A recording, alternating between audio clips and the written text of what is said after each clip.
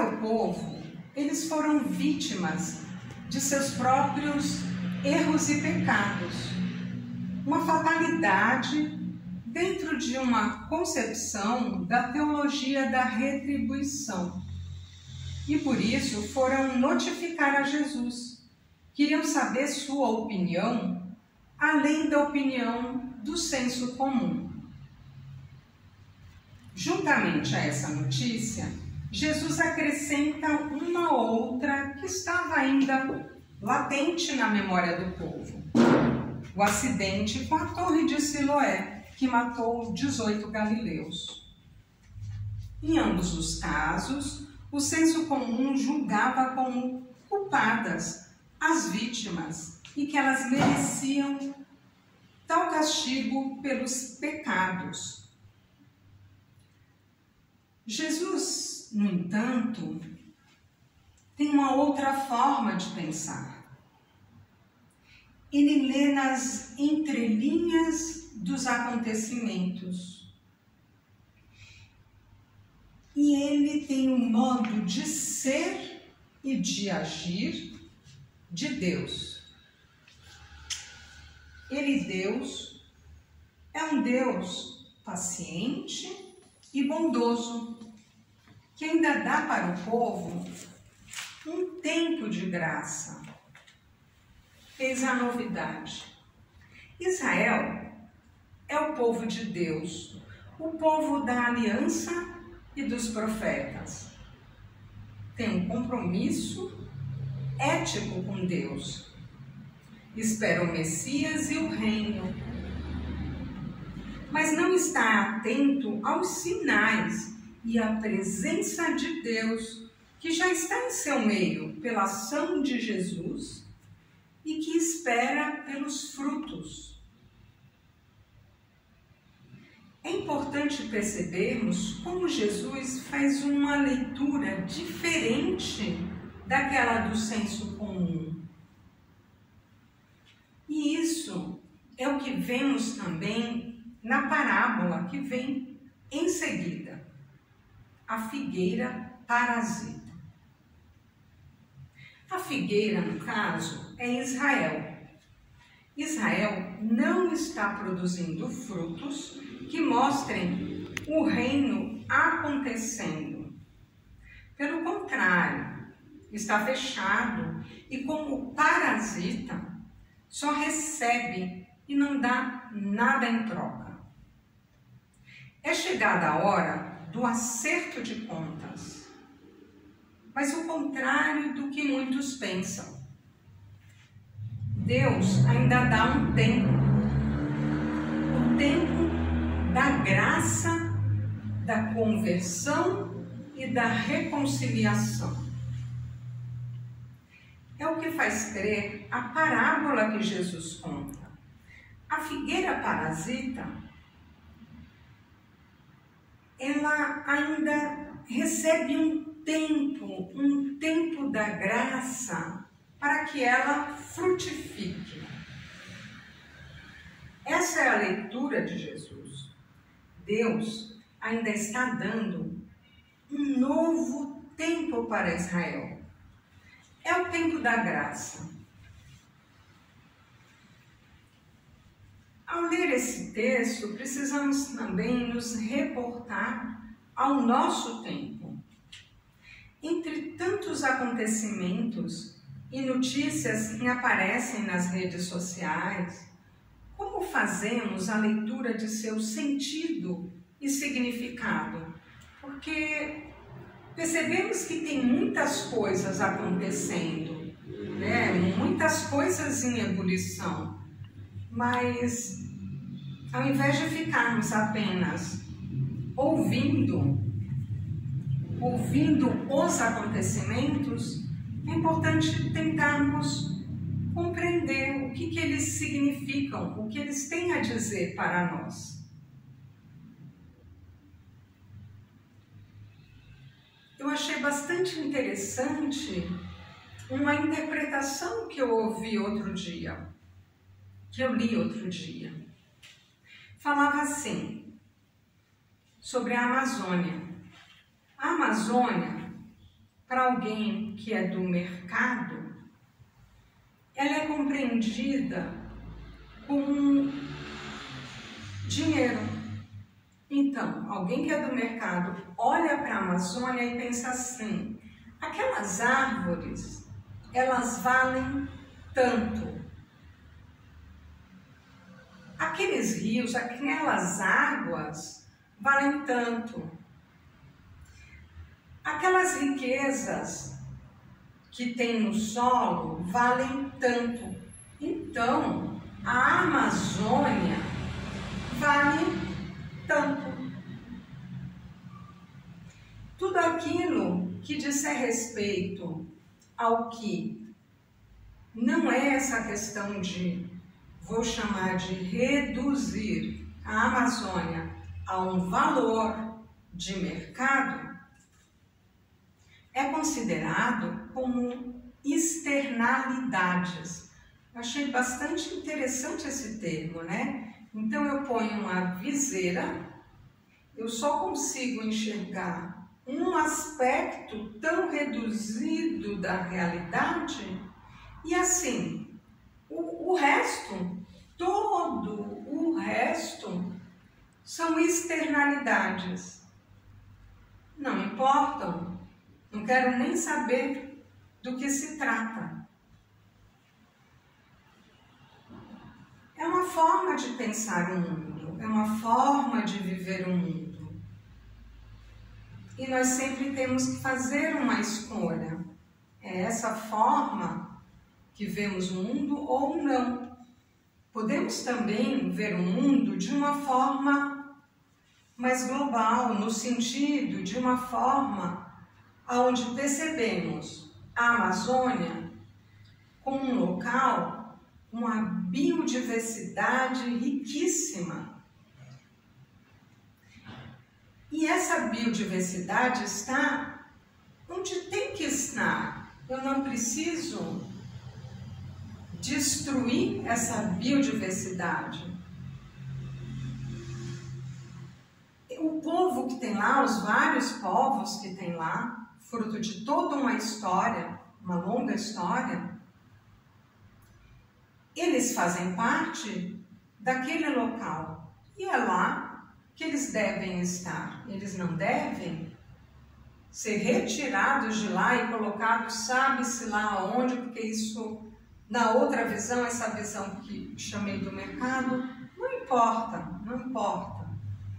Então, a natureza está onde tem que estar, o povo está, os povos estão onde tem que estar, e as riquezas minerais, petróleo se tiver, as riquezas minerais, elas estão aonde tem que estar.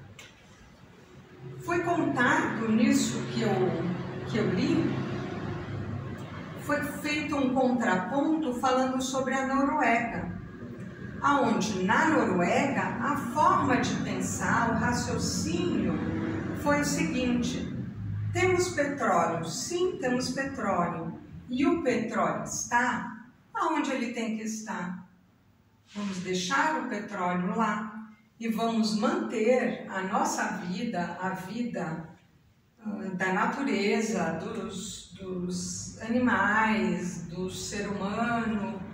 Vamos manter tudo do jeito que está, preservando o bem-estar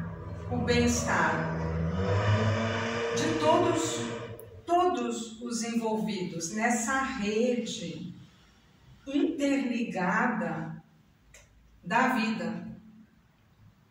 São duas formas de pensar.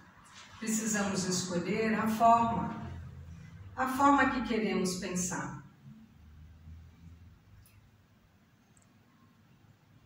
Podemos ter, então, uma postura ética e um compromisso com uma vida que seja digna, que seja justa, que seja fraterna, solidária, acolhedora, sensível às causas das pessoas excluídas, dos animais que estão em extinção, sensível às dores do planeta.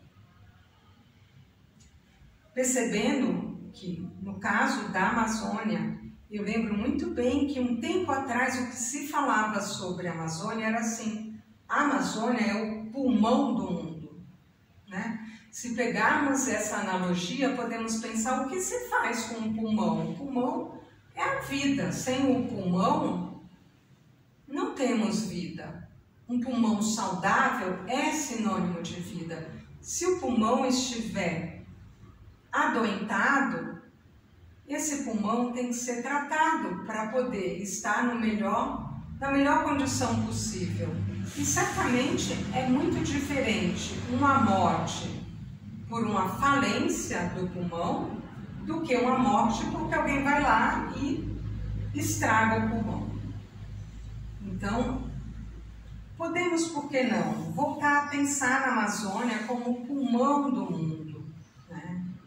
Então não é só o que diz respeito àquele local circunscrito. Tanto é que já tivemos aquela vivência quando colocaram fogo na Amazônia e aqui às 15 horas da tarde era noite, né? Ué, não tem nada a ver com a Amazônia, não moro na Amazônia, né?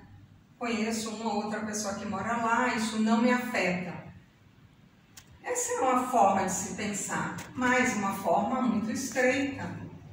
Podemos, por que não, ter um tempo, ainda temos um tempo, a vida ainda existe no planeta. Ela está sendo deteriorada, mas ela ainda existe. Deus nos deu um tempo de graça, um tempo para podermos pensar de uma outra forma, superar essa lógica do mercado. Ainda está em tempo, apesar de toda a dor da nossa casa comum. Então, quais os critérios que estamos usando para ler nas entrelinhas a vontade de Deus, que cobra de nós frutos de santidade? Uma santidade encarnada, que diz respeito à vida, como ela está se desenvolvendo. Quais as vozes proféticas estamos escutando e que profecia elas anunciam? Elas têm nos ajudado a viver uma religião da liberdade, da vida, ou do medo, da indiferença, da intolerância e do fechamento, através de narrativas religiosas que nos alienam do compromisso com o Deus da vida e do reino fraterno solidário, justo, acolhedor e promotor da vida em plenitude. Profetas, né? Estamos citando profetas. Hoje eu estava ouvindo Krenak, né? Alguém que eu tenho gostado de ouvir bastante. Krenak, profeta. E ele falava: comemos já uma terra toda. Ele comparou a terra com um panetone. Comemos já um panetone todo até agora. Comemos uma terra toda. E agora, vamos furiosamente comer uma outra terra? E aí, quando comermos uma outra terra, vamos comer um outro planeta? E aí, certamente que ele fala, só alguns que vão comer um outro planeta, né? É algo muito, ele chamou de furioso, né? Então, vamos nos pacificar enquanto ainda é tempo? Ou vamos entrar nessa lógica, que não é a lógica de Deus, como estávamos vendo, que é a lógica retributiva, uma teologia retributiva, né? Então, alguém está colocando fogo na floresta, tudo bem, vamos lá, vamos colocar fogo na floresta.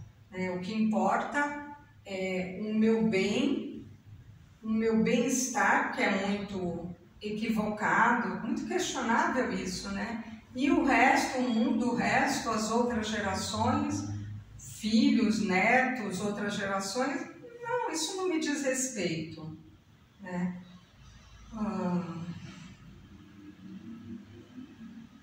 Ele até falava assim, que ele propunha mudar o termo Homo sapiens, né? Sapiens não combina, né? Então, se formos ter algo coerente, não podemos chamar um ser humano violento de sapiens, né? Contraditório, então temos que mudar isso.